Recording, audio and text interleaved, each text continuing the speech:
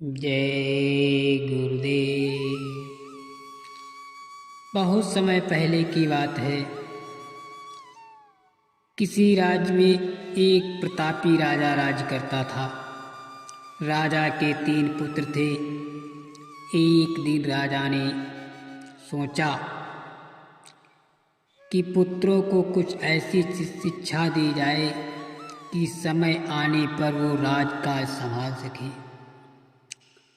इसी विचार के साथ राजा के सभी पुत्रों को राजा ने अपने सभी पुत्रों को दरबार में बुलाया और बोला, पुत्रों, हमारे राज्य में नाशपाती का कोई वृक्ष नहीं है।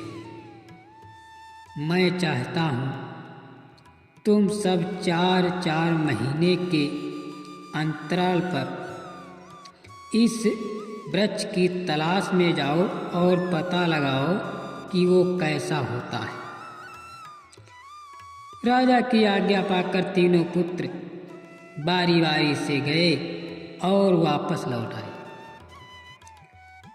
सभी पुत्रों के लौट आने पर राजा ने पुनः सभी को दरबार में बुलाया और उस पेड़ के बारे में बताने को कहा। पहला पुत्र बोला, पिताजी, वो पेड़ तो बिल्कुल टेढ़ा मेढ़ा और सूखा हुआ था। नहीं, वो तो बिल्कुल हरा भरा था, लेकिन शायद उसमें कुछ कमी थी, क्योंकि उस पर एक भी फल नहीं लगा था। दूसरे पुत्र ने पहले को बीच में ही रोकते हुए कहा। तीसरा पुत्र बोला, भैया, लगता है आप भी कोई गलत पेड़ देख आए, क्योंकि मैंने सचमुच नाशपाती का पेड़ देखा। वो बहुत ही शानदार था और फलों से लदा पड़ा था। और तीनों पुत्र अपनी अपनी बात को लेकर आपस में विवाद करने लगे कि तभी राजा अपने सिंहासन से उठे और बोले, पुत्रों, तुम्हें आपस में बहस करने की कोई आवश्यकता नहीं। दरअसल तुम तीनों ही वृक्ष का सही वर्णन कर रहे हो।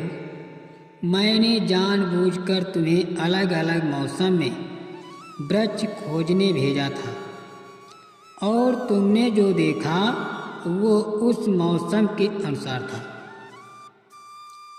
मैं चाहता हूँ कि इस अनुभव के आधार पर तुम 3 बातों को गांठ बांध लो।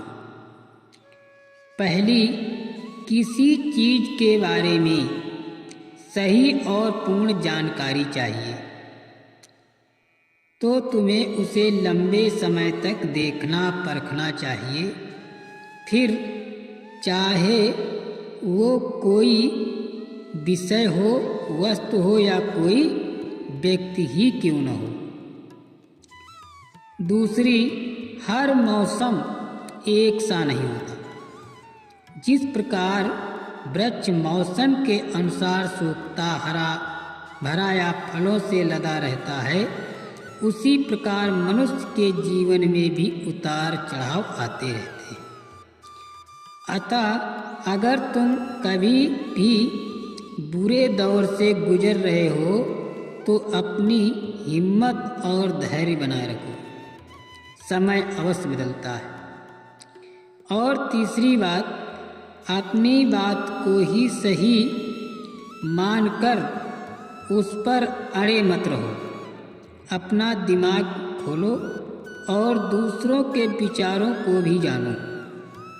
ये संसार ज्ञान से भरा पड़ा है। चाह कर भी तुम अकेले सारा ज्ञान अर्जित नहीं कर सकते। इसलिए ब्रह्म की स्थिति में किसी ज्ञानी व्यक्ति से सलाह लेने में संकोच मत करो। जय गुरुदेव।